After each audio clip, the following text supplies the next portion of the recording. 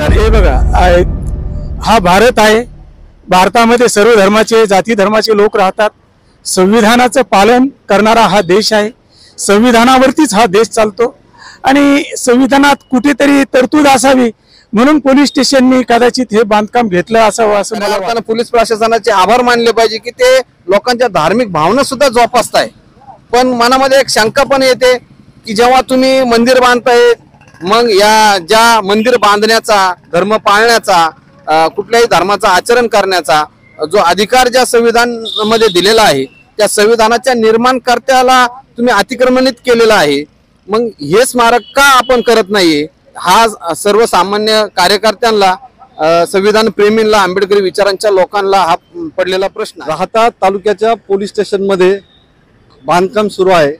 ब्रिटिशकालीन बांधकाम या ठिकाणी पाडण्यात आलेलं आहे आणि नवीन बांधकामाचा ठेका एका कंत्राटदाराला दिलेला आहे आणि या ठेक्याबद्दल या बांधकामाबद्दल काय मतमतांतर आहेत ती आपण आज जाणून घेणार आहोत। आपल्याबरोबर बोलण्यासाठी समाजसुधारक आणि ex army man Bhanudas Bakkaji Gadekar आहेत। आपण त्यांच्याशी चर्चा करूयात। नेमका काय इश्यू आहे सर? 3 जून 23 रोजी मी सायकलवर जात असताना बस स्टँडकडे जात असताना मी इथं बघितलं की खाली अगोदर बघितलं तर काहीतरी एक चौथऱ्यासारखं काम चालू होतं, पण नंतर मी त्या दिवशी बघितलं की वरती असं थोडंसं कळसासारखं काम दिसलं। मग मी खात्री करून घेतली आणि मला समजलं की ह्या ठिकाणी मंदिराचं बांधकाम चालू आहे। तर त्यानंतर चौकशी केली असता असं समजलंय की राहता पोलीस स्टेशनला एक 20-25 वर्षापूर्वी कोणीतरी एक पोलीस अधिकारी कर्मचारी होते, ते कातगंगेला आंघोळीला गेले, त्यांना तिथं महादेवाची पिंड सापडली आणि त्यांनी इथे पोलीस स्टेशनला स्थापना केली। ते स्थापना म्हणजे इथे एक ओट्यावरती ती स्थापना करून पूजा अर्चा करत होते। साधारण केव्हा झालंय म्हणजे तो कालावधी काय सांगते? कोणता पोलीस अधिकारी त्या काळात किती वर्षापूर्वी? मला नाव तर सांगता येणार नाही, परंतु इथं 2-3 जणांनी मला नाव सांगण्याचा प्रयत्न केला, मी विसरलो। पण मी त्यांना ज्यावेळी चर्चा केली का मला सांगा ते नाव, तर लोक ते नाव सांगायला सुद्धा घाबरतात। असा प्रश्न राहत्यात निर्माण झालाय का होतोय हा निश्चितच एक महत्वाचा प्रश्न आहे। पण नेमकी अडचण काय आहे? मंदिरचं बांधकाम होतंय सर हे बघा हा भारत आहे। भारतामध्ये सर्व धर्माचे जाती धर्माचे लोक राहतात। संविधानाचं पालन करणारा हा देश आहे। संविधानावरतीच हा देश चालतो आणि संविधानात कुठेतरी तरतूद असावी म्हणून पोलीस स्टेशननी कदाचित हे बांधकाम घेतलं असावं असं मला वाटतंय। खरं तर म्हणजे आता कुठल्याही राष्ट्रपुरुषांची जर फोटो कार्यालयात लावायची जर ठरली तर कोणत्या राष्ट्र महापुरुषांची ते फोटो असावीत या संदर्भात नियमावली आहे। आणि मी जी आतापर्यंत शासकीय नोकरी केली त्यात मी एक प्रकर्षाने बघवले की शासकीय कार्यालयाच्या आवारात कुठल्याही प्रकारचं मंदिर किंवा धार्मिक पूजा अर्चा करता येत नाही आणि ते इथं मंदिर होताना दिसलंय मला। माझ्या मंदिराला अजिबात विरोध नाही, परंतु आपण बघू शकतो की ही जी गटार आहे गटारीच्या कडेला मंदिर, तुम्ही गटार दाखवू शकतात। गटारीच्या कडेला या ठिकाणी मंदिर बांधण्यात येत आहे।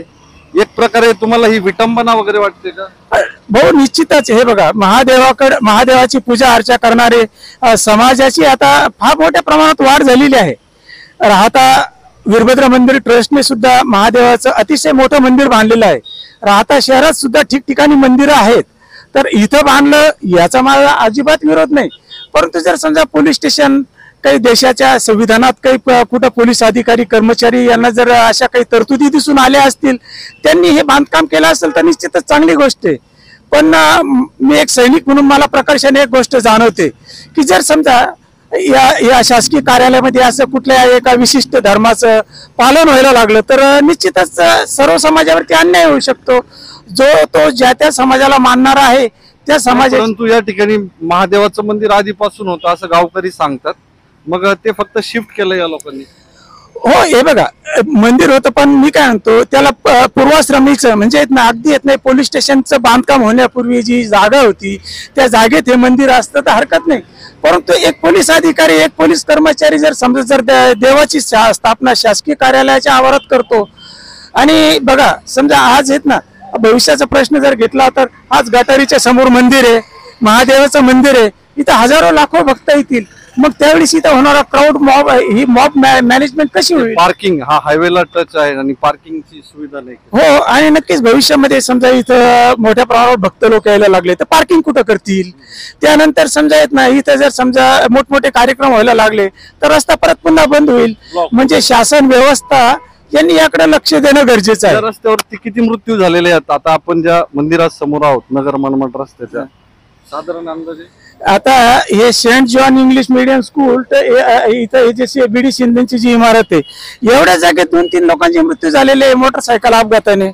जर समजा ह्या गोष्टी जर घडल्या तर निश्चितच योग्य नाही. म्हणून मी 3 जूनला माननीय मुख्यमंत्री साहेब यांना मेल पाठवून माननीय मुख्य सचिव साहेब, जिल्हाधिकारी साहेब, जिल्ह्याचे पोलीस अधीक्षक साहेब, राहता पोलीस स्टेशनचे पीआय साहेब यांना मेल पाठवला. त्या मेल मध्ये काय उल्लेख केला, नेमकं काय लिहिलं? मेल मध्ये एक उल्लेख केला की राहता पोलीस स्टेशनच्या समोर जे एक मंदिर, शासकीय जागेवर जे मंदिर बांधकाम चालू आहे ते योग्य की अयोग्य, त्याला परवानगी आहे की नाही आहे, या गोष्टीचा त्यांना उलगडा करण्यासंदर्भात म्हटलंय. रिप्लाय आला का? माननीय मुख्यमंत्री कार्यालयाने, अर्थातच माननीय मुख्यमंत्री साहेबांनी त्याच 3 तारखेला तात्काळ त्याची दखल घेऊन गृह विभागाचे जे सचिव आहे डॉक्टर IS चहल यांना तो मेल पाठवला योग्य त्या कार्यवाहीसाठी. जर ते योग्य त्या कार्यवाहीसाठी जर पाठवलं तर निश्चितच त्यांनी ती कार्यवाही करणं अपेक्षित. आपल्या बरोबर ज्येष्ठ सामाजिक कार्यकर्ते शिमन जगताप आहेत. शिमनजी, नेमकं ही वास्तूचं काय आहे? इकडे जय भीमचा झेंडा आहे, एक निळ्या रंगाचा मोठा चबुतरा आहे, याबद्दल काय सांगा? सर, गेल्या 30 ते 40 वर्षापासून या ठिकाणी हा चबुतरा या ठिकाणी बांधलेला आहे. याची पार्श्वभूमी म्हणजे त्यावेळेसचे जे आंबेडकर चळवळीतले नेते, कार्यकर्ते किंवा आंबेडकरी विचाराचे जे लोक होते, त्यांची इच्छा होती की या तालुक्याच्या ठिकाणी इथं बाबासाहेब आंबेडकरांचं, संविधान निर्मात्याचं छोटंसं स्मारक किंवा एखादा पुतळा या ठिकाणी पोलीस स्टेशन समोर असावा की कायद्याचे रक्षक आहेत. हो, पोलीस स्टेशनच्या समोर असावा. आणि त्या उद्देशाने या ठिकाणी त्यावेळेचे जे कार्यकर्ते, स्वर्गीय पोपटराव बनसोडे असतील, विनायकरावजी निकाळे असतील, ॲडव्होकेट हुसळे असतील, असे अनेक त्यावेळेचे चळवळीतल्या कार्यकर्त्यांच्या प्रयत्नातून हा चबुतरा या ठिकाणी पोलीस स्टेशन समोर बांधण्यात आला. परंतु त्यानंतर काहीतरी अडीअडचणी किंवा कुठले तरी राजकीय हस्तक्षेप म्हणा किंवा कुठल्या तरी अडथळ्यामुळं या ठिकाणी या संविधान निर्मात्याचा पुतळा होऊ शकला नाही. ही खंत तमाम संविधान प्रेमींच्या मनामध्ये आहे, तमाम आंबेडकरी चळवळीतील कार्यकर्त्यांच्या मनामध्ये आहे. आणि असा याचा सविस्तर इतिहास आहे. म्हणजे या ठिकाणी ही आंबेडकर पुतळ्यासाठी ही जागा सर्वसंमतीने नियोजित होती, परंतु पुतळा अद्याप झालेला नाही. परंतु या ठिकाणी बांधकाम सुरू आहे. किंवा संविधान निर्मात्याला या कॅम्पसमध्ये, कॅम्पसच्या बाहेर स्थान दिलं गेलं पाहिजे, याबद्दल काय वाटतं? नाही, 100% दिलं गेलं पाहिजे, याबद्दल कुठल्याही प्रकारची शंका मनामध्ये नाही. की या ठिकाणी जे राहता पोलीस स्टेशन आहे, इथले जे पोलीस अधिकारी आहेत किंवा अहिल्यानगर पोलीस SP साहेब असतील, त्यांच्या अंतर्गतच हे पोलीस स्टेशन राहता पोलीस स्टेशन येतं. आणि आपण जर बघितलं तर गेल्या 30 ते 40 वर्षापूर्वीचा चबुतरा हा या ठिकाणी असताना, आता राहता पोलीस स्टेशनचं काम चालू असताना त्या ठिकाणी कंपाऊंड केलेलं आहे. आणि हा चबुतरा हा पोलीस स्टेशनच्या आतमध्ये होता. आज तो पोलीस प्रशासनाने किंवा त्या ज्या कोणी ठेकेदार नेमला असेल या काम करण्यासाठी, त्या ठेकेदाराने आता कंपाऊंडच्या बाहेर हा चबुतरा घेऊन टाकलेला आहे. आणि जसा या ठिकाणी बाबासाहेबांचा चबुतरा होता, तसंच एक धार्मिक मंदिर सुद्धा या पोलीस स्टेशनच्या आवारामध्ये होतं. म्हणजे दोन्ही वास्तू ज्या होत्या या त्यावेळेस असलेल्या लोकांच्या संमतीने व एकमताने झालेल्या होत्या. परंतु आता जर एक बघितलं तर ह्या चबुतऱ्याच्या काही अंतरावरच या ठिकाणी एक मंदिराचं काम पोलीस प्रशासनाच्या वतीनं सुरू आहे असं दिसतंय. खऱ्या अर्थानं पोलीस प्रशासनाचे आभार मानले पाहिजे की ते लोकांच्या धार्मिक भावना सुद्धा जोपासताय. पण मनामध्ये एक शंका पण येते की जेव्हा तुम्ही मंदिर बांधताय, मग या ज्या मंदिर बांधण्याचा, धर्म पाळण्याचा, कुठल्याही धर्माचा आचरण करण्याचा जो अधिकार ज्या संविधान मध्ये दिलेला आहे, त्या संविधानाच्या निर्माणकर्त्याला तुम्ही अतिक्रमणित केलेला आहे.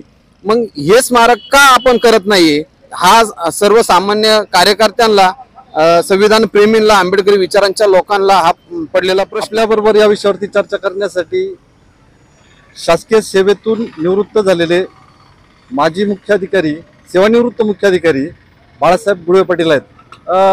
सरजी, शासकीय कार्यालय, मंदिरं, मशीद, चर्च याबद्दल नियमावली काय सांगा? अशी मंदिरं, मस्जिद किंवा कुठले गुरुद्वारा यासारखे ला परवानगी शासकीय जागेमध्ये देता येत नाही नियमाप्रमाणे. आणि कोणतंही बांधकाम आपल्या शहर हद्दीत असेल तर त्याला मुख्याधिकारी यांची रीतसर परवानगी पाहिजे. दुसरा एक मुद्दा असा येतोय की हे नाली गटारीवरती बांधलंय, घाणेरडा वास येतोय, मंदिर आहे, याबद्दल काय वाटतं? असे तर मंदिरं अशा नालीपाशी बांधायलाच नको आहेत, परंतु आता याच्या पाठीमागची पार्श्वभूमी आपल्याला माहीत नसल्यामुळे याच्यावर बोलणं ज्यादा उचित नाही. परंतु ही या ठिकाणचा दुर्गंधी हटवायला पाहिजे, कारण लोक पूजेला येतील.